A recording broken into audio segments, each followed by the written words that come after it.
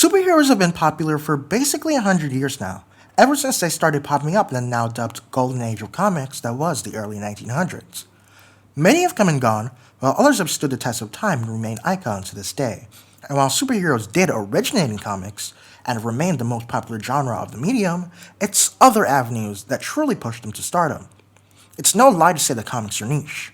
Even in the realm of anime, where the manga that are adapted into animation are nearly always direct translations to the other medium, there's a distinct difference in discussion and popularity of manga readers and anime onlys.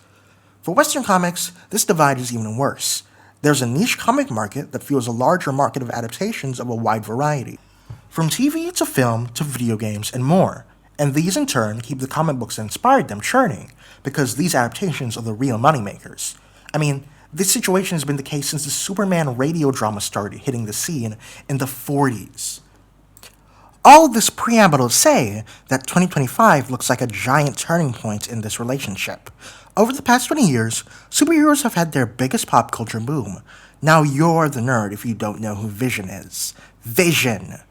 From the Blade movie, to the Spider-Man movie, to the Dark Knight trilogy and Iron Man starting off the juggernaut that is the MCU, superheroes have truly become synonymous with modern mass entertainment. This is why the seeming decline in superhero popularity is kind of concerning for the genre as a whole. I'm not saying superheroes are dying, they've gone too woke, millions must crisis. I mean, come on. Guardians 3 made almost $1 billion. Spider-Verse is being called the beginning of animation renaissance, and I can't go a single place on the internet without seeing a meme from the boys. What I am saying is that there's been a general more negative type of talk when it comes to superhero movies more.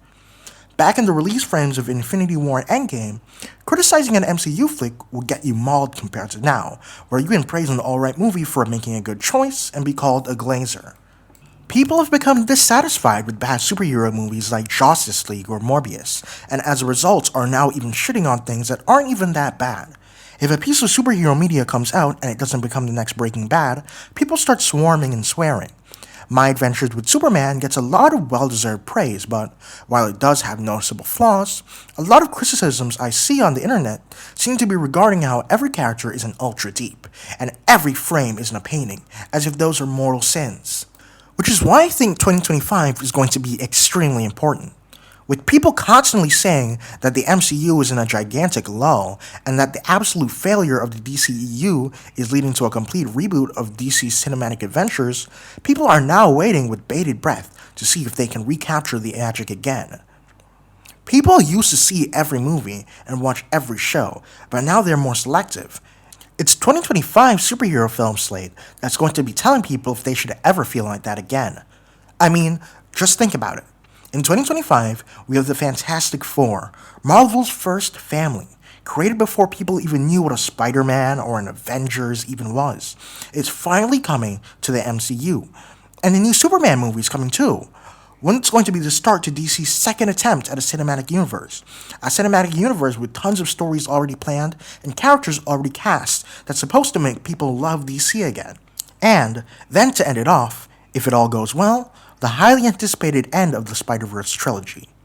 A lot is riding on these films, from so many different angles, and I'm both excited and scared for next year. With all that out of the way, I just want to say thank you for watching. Please comment below if you want to add to the discussion. I'd appreciate that, along with a like and subscribe and all that good stuff. This is my first ever YouTube video, and I'm honestly excited to see where this goes as well. I have a lot of content planned. This video is kind of like a warm-up, you know? I wanted to get something out there in the void. So, without further ado, or should I say, for now, bye friendos and bendos. It's been me, Z, and I'll see you next time.